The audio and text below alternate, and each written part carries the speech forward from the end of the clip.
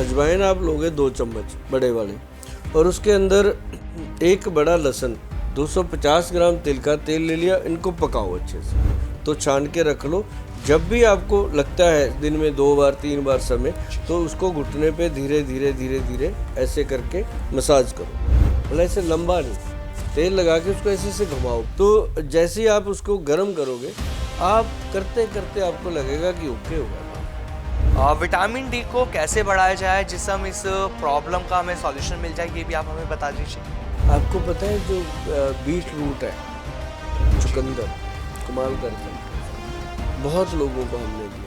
कैसे हैं आप सभी, स्वागत है आपका हमारे इस पॉडकास्ट में। आज हम बात करने वाले हैं घुटनों के दर्द को लेकर कि आखिरकार घुटनों का दर्द क्यों होता है और कैसे हम इन्हें ठीक कर सकते हैं। क्योंकि पहले हम लोग जानते हैं, हमने सुना है कि 60 साल की उम्र से ऊपर के लोगों को ही घुटनों के दर्द की प्रॉब्लम हुआ करती थी, लेकिन आज ऐसा नहीं है। आज 20 से 25 साल की उम्र के लोगों को भी ये प्रॉब्लम हो रही है। वो भी परेशान हैं अपने घुटनों के दर्द से। कभी उनके घुटनों में टक टक की आवाज आने लगती है, तो कभी कहा जाता है कि आपके घुटनों की ग्रीस खत्म हो चुकी है। तो आज आपको बताएंगे कुछ ऐसे घरेलू नुस्खे जिन्हें अपनाकर आप अपने घुटनों के दर्दों को ठीक कर लेते हैं। क्योंकि बहुत सी बार डॉक्टर ये भी कह देते हैं कि आप लोगों को घुटने बदलवाने पड़ेंगे, जिसे हम नी ट्रांसप्लांट कहते हैं, लेकिन वो इतना आसान नहीं है क्योंकि उसके अंदर लाखों का खर्चा भी आता है। लेकिन आज आपको नुस्खे जो बताए जाएंगे, इन्हें कर कर आप अपनी प्रॉब्लम से छुटकारा पा सकते हैं। क्योंकि हमारे बीच मौजूद हैं गोयल साहब जी, जिनके माध्यम से हम जानेंगे ऐसे उपाय जो आपकी जिंदगी को बदल सकते हैं। सुभाष गोयल जी, बहुत बहुत स्वागत है आपका। नमस्कार जी, आपको भी बहुत बहुत धन्यवाद, और जितने भी लोग प्रोग्राम देख रहे हैं सभी को मेरी तरफ से बहुत ही प्यार भरी नमस्कार, सत श्री अकाल। गोयल साहब, जैसे मैंने शुरुआत में कहा कि आज हम बात करने वाले हैं घुटनों के दर्द को लेकर। ये एक ऐसी समस्या बन चुकी है जिसमें से लोग बहुत ज्यादा परेशान हैं। पहले 60 साल के लोगों को ये प्रॉब्लम हुआ करती थी, और आज 20 से 25 साल की उम्र के लोगों को भी ये प्रॉब्लम हो रही है। उनको कहा जाता है कि आपके घुटनों की ग्रीस खत्म हो चुकी है, आपके घुटनों में टक टक की आवाज आ रही है। तो सबसे पहले आप ये बताइए, ये ग्रीस घुटनों की होती क्या है? एक ना बॉडी के अंदर फ्लूइड होता है, साइनोवल फ्लूइड, ये उसी का फंडा है सारा। ये होता है एज के हिसाब से भी कई बार कम होता है, कई बार हमारी डाइट पे डिपेंड करता है। अब जैसे मान लो यंग बच्चे हैं, उनको क्यों हो रहा है? उन्होंने मैदे का बना फूड खाना है और ऊपर से कोल्ड ड्रिंक पीना है। अभी जो 50-60 साल के हैं, जो अपनी उम्र के, मेरी उम्र के लोग हैं, वो अभी बचे हुए हैं। क्यों? क्योंकि उन्होंने अभी पुराना खुराक खाई हुई है। आज के बच्चों को वो खुराक नहीं मिलती, वो जल्दी बूढ़े हो रहे हैं और जल्दी उनके हड्डियां कमज़ोर हो रही हैं, और वो सेहत को लेकर के गरीब हो रहे हैं बहुत जल्दी। क्यों? सेहत को लेकर के गरीब वही है जिसकी सेहत ठीक नहीं है। अभी आपने कहा कि कॉलेज में जाने वाले लड़के लड़कियों के भी दर्द हो रहे हैं। कॉलेज में तो छोड़ो, स्कूल वालों के भी हो रहे हैं। बच्चों को खड़े खड़े चक्कर आ जाता है आजकल, वीकनेस इतनी है।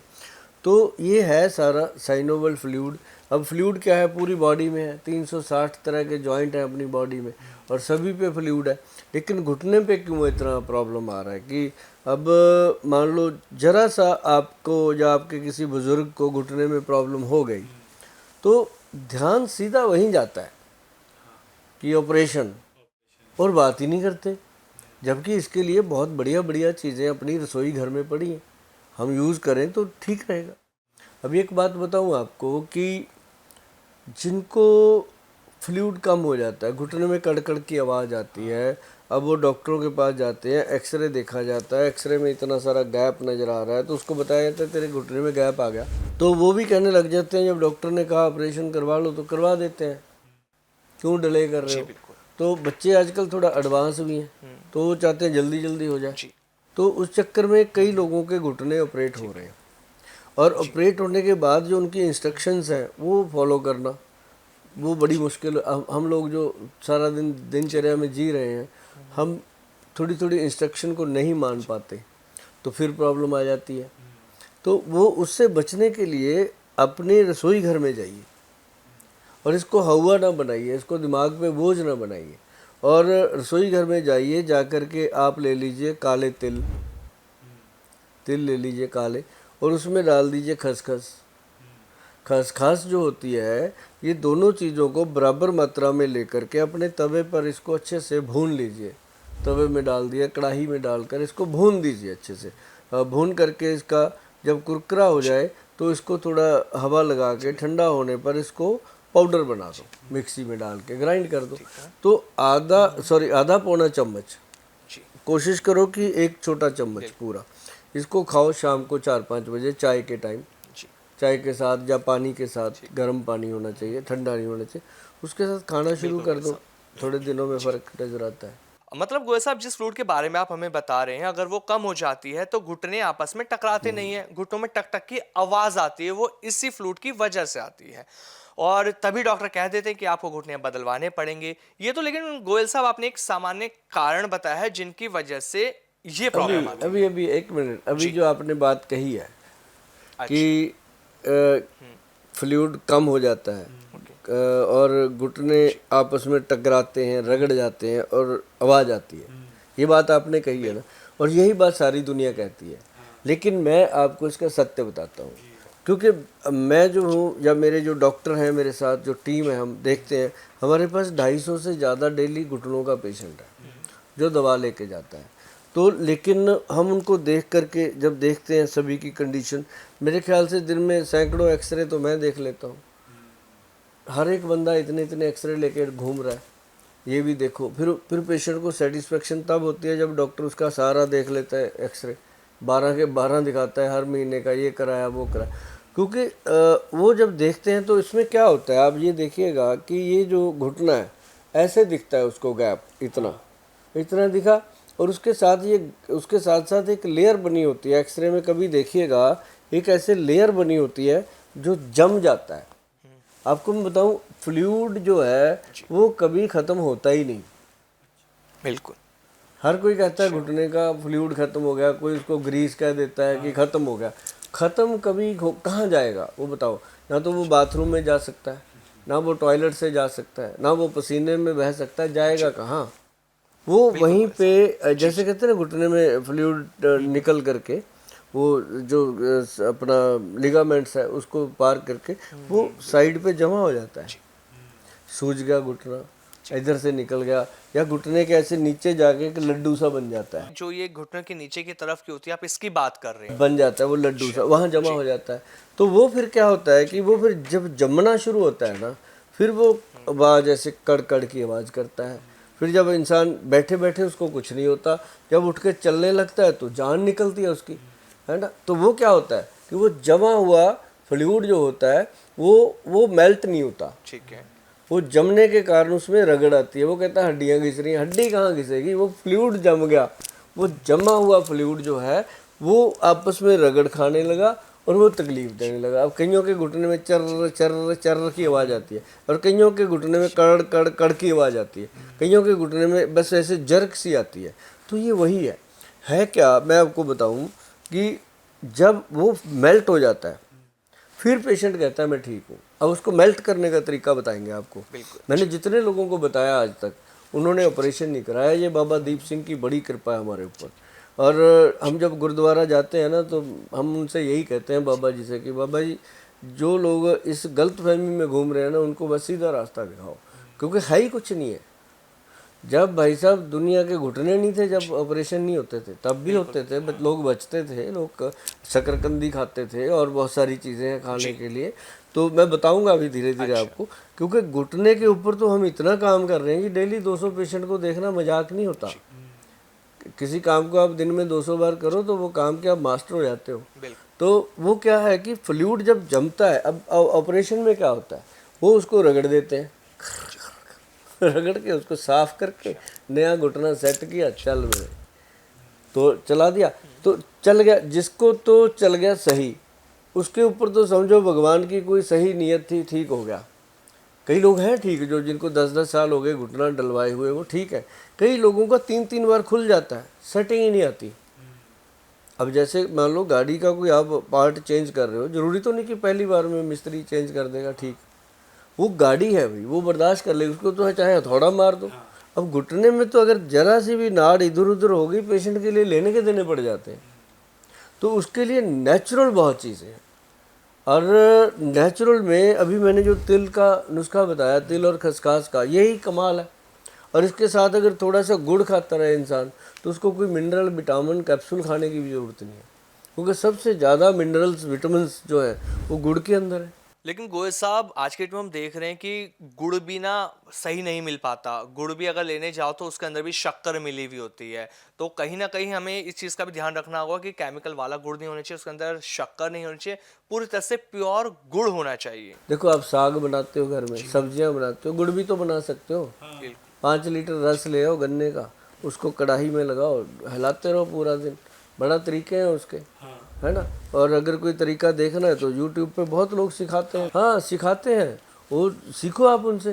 गुड़ घर पे बना लो, अगर नहीं किसी पे भरोसा, या फिर जो गुड़ बनाते हैं सड़कों के ऊपर, उनको 10 रुपये ज़्यादा दो, वो आपको असली ही देगा। जब आप उसको पैसे नहीं पूरे देते, बेचारा वो भी क्या करे, है ना। अब वो कहता है मेरा गुड़ 60 रुपये किलो, आप कहते हो 40 रुपये तो वो देता है, तो बेचारा वो क्या करे, उसने तो रोटी अपने बच्चे तो पालने हैं।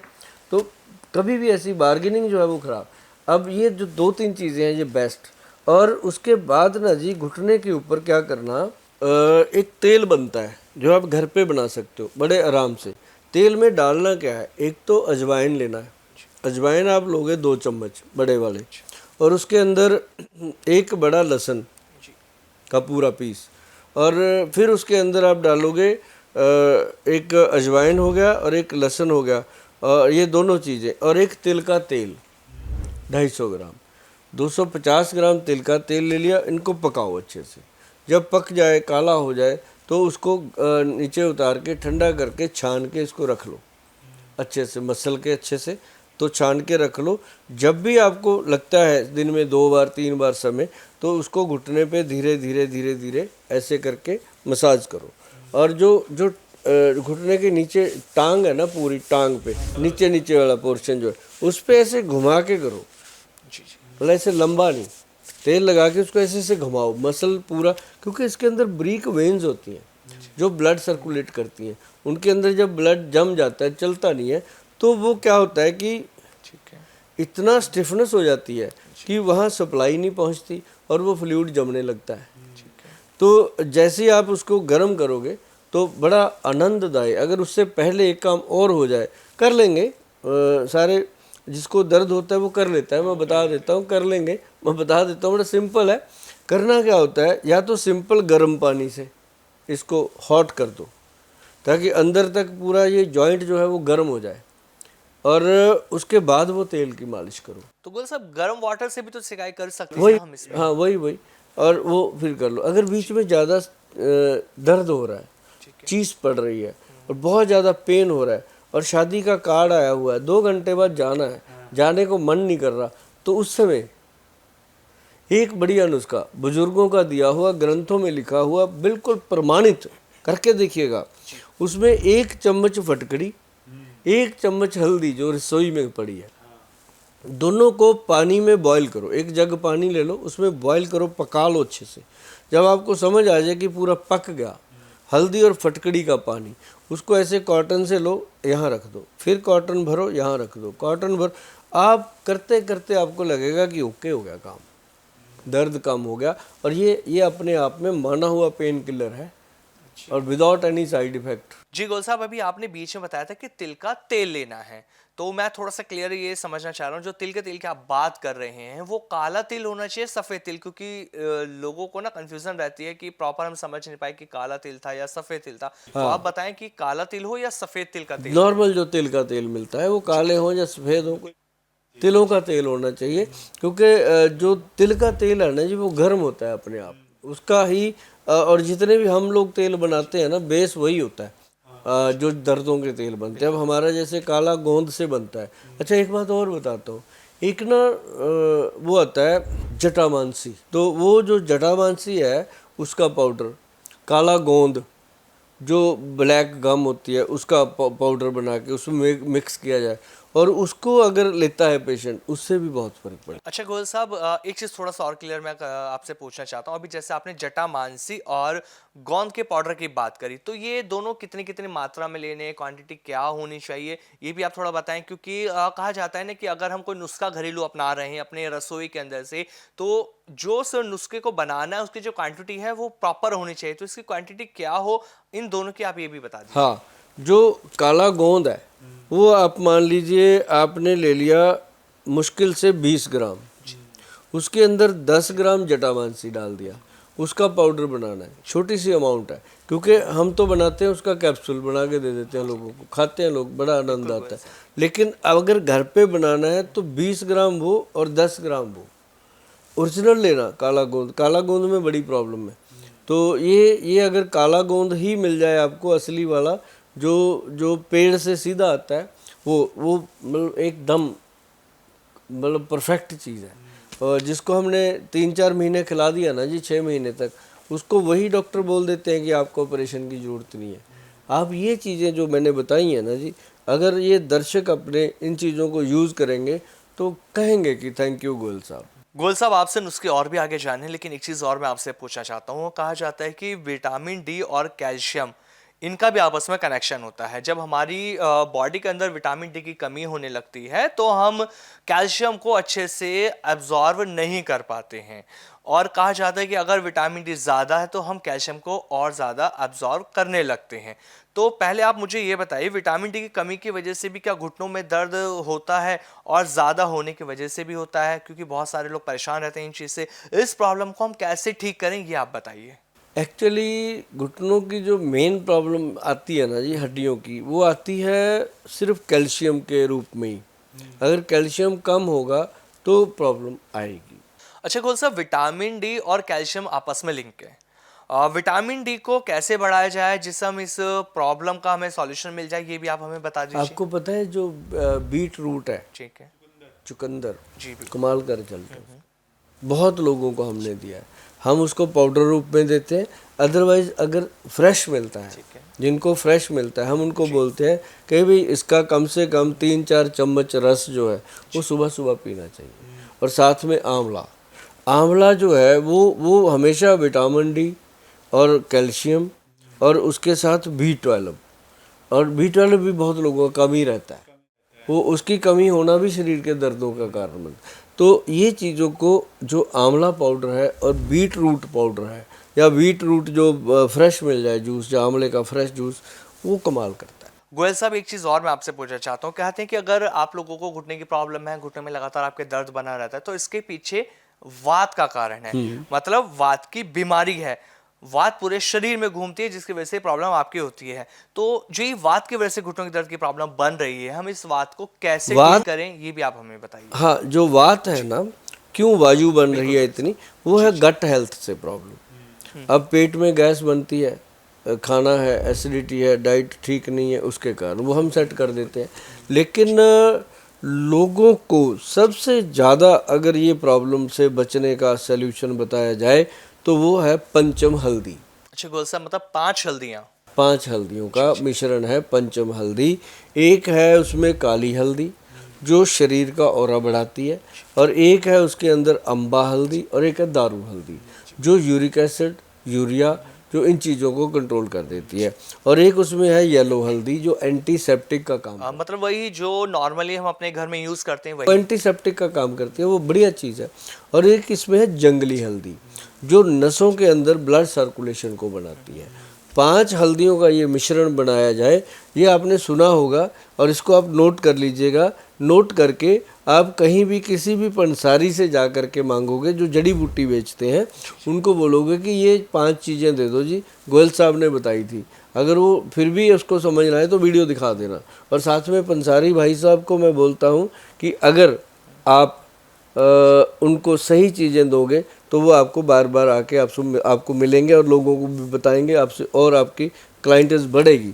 मेरे कहने का यही मतलब है कि इसको थोड़ा अच्छे से उनको दे दीजिएगा, साफ़ सुथरा। वैसे तो हर पंसारी बहुत सीरियसली काम करते हैं, फिर भी बीच में कुछ ऐसे होते हैं जो परवाह नहीं करते कि दे दिया, जो पड़ा है दे दिया। लेकिन ये जो है 5 चीज़ों का जो मिश्रण है, कमाल का मिश्रण है, और इसके साथ बाय पूरी तरह कंट्रोल होती है। और अगर दूध के अंदर, और आपको मैं बताऊं, और बड़ी पेन किलर पंचम हल्दी आधा चम्मच, उसमें 1 चुटकी भर काली मिर्च का पाउडर, और उसके अंदर 1 चुटकी भर हींग मिला करके अगर पी ले तो ये एक पेन किलर की तरह काम करती है।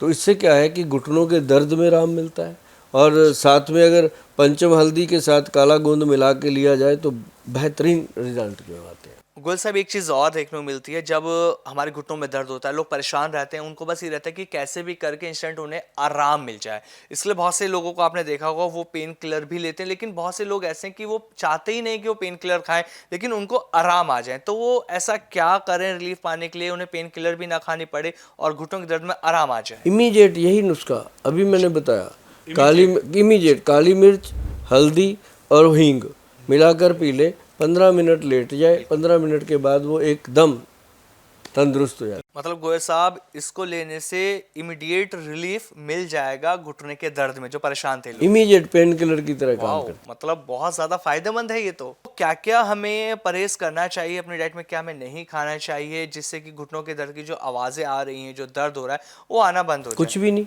बाईबादी की चीज़ें छोड़ दो, और जिसमें माँ है, राजमा, आलू, उड़द की दाल है, राजमा है, आलू, चावल, अरबी, भिंडी, सफ़ेद चने और वो चिकनाई वाली सब्जियाँ, ये बंद करके हरी सब्जियाँ खाओ। बचाए क्या है खाने बचाई को? सब कुछ, 56 भोग होते हैं, मैंने तो 7 बंद लेकिन किए। लोग तो यही कहेंगे ना कि गोयल साहब आपने तो हमारा सब कुछ छुड़वा दिया ना, घुटनों के दर्द का परहेज पूछा था और आपने तो सब बंद कर दिया। कुछ भी नहीं छुड़वाया, 49 आपके लिए खाने को दे दिए। सैलड खाओ सुबह, उसके फ्रूट खाओ, क्या नहीं खाने को, दुनिया भर का पड़ा है। खट्टी चीजें घुटनों के दर्द में खा सकते हैं? मुझे तो लगता है हम उनको कुछ भी ऐसा मना नहीं करते कि नहीं खाना, लेकिन हम उनको बोलते हैं नींबू तो बिल्कुल नहीं खाना। नींबू बाई का घर होता है, बाई करता है, नींबू नहीं खाना। और जितने ये अचार हैं, मुरब्बे हैं, ये नहीं खाने जो खटाई वाले हैं। अच्छा, तो खट्टे में क्या क्या खा सकते हैं ये भी बताइए आप। वो सिरका जो है वो एक औषध का काम करते हैं। अब सिरका किस चीज़ का लेते हैं, सेब का लेते हैं या किस चीज़ का वो सिरका लेते हैं, वो देखना होता है। मतलब गोयल साहब, आप ये कहना चाह रहे हैं कि हमें उन चीज़ों को बिल्कुल छोड़ देना चाहिए, अपनी डाइट में से हटा देना चाहिए, खाना बिल्कुल छोड़ना चाहिए, जिससे हमारे शरीर के अंदर वात बनती है। वात परहेजी होती है तो उसकी जगह पे त्रिफला पाउडर लेता रहे। शाम को 5 बजे जेंट्स के लिए, 5 बजे लेडीज़ के लिए सुबह। तो ये मतलब सुबह लेडीज़ लें, शाम को लें भाई साहब, तो कमाल के रिजल्ट है। और जितनी बाईबादी है, जितनी डाइजेशन में प्रॉब्लम है, उसी ने कवर कर देनी है। बहुत सारे लोग ऐसे होते हैं ना, उन्हें आइसक्रीम और कोल्ड ड्रिंक बहुत ज़्यादा पसंद है, शौकीन होते हैं वो इन चीज़ों के, तो वो क्या देखो, जो जिसको एक बार घुटनों में दर्द हो गया, जब शरीर में दर्द हो गया, जो हड्डियों से रिलेटेड कोई प्रॉब्लम हो गई, उनके लिए ठंडा खट्टा तो बिल्कुल मना होता है। गोल साहब, जैसे कि अब सर्दियों का मौसम चल रहा है, लोग गर्म पानी से नहाते हैं, और जिन्हें घुटनों के दर्द की प्रॉब्लम है तो क्या वो गर्म पानी से नहा सकते हैं? उनको किसी तरह का कोई नुकसान तो नहीं होगा गर्म पानी से नहाने नहीं, कोई से? प्रॉब्लम नहीं है, गर्म पानी से नहाना चाहिए। और साथ ही अब सर्दियाँ आ गई हैं, च्यवनप्राश खाना चाहिए। हाँ, बहुत बढ़िया कंपनी का और महंगे वाला, जो 3-4 हज़ार रुपये किलो होता है च्यवनप्राश, वो खाना चाहिए।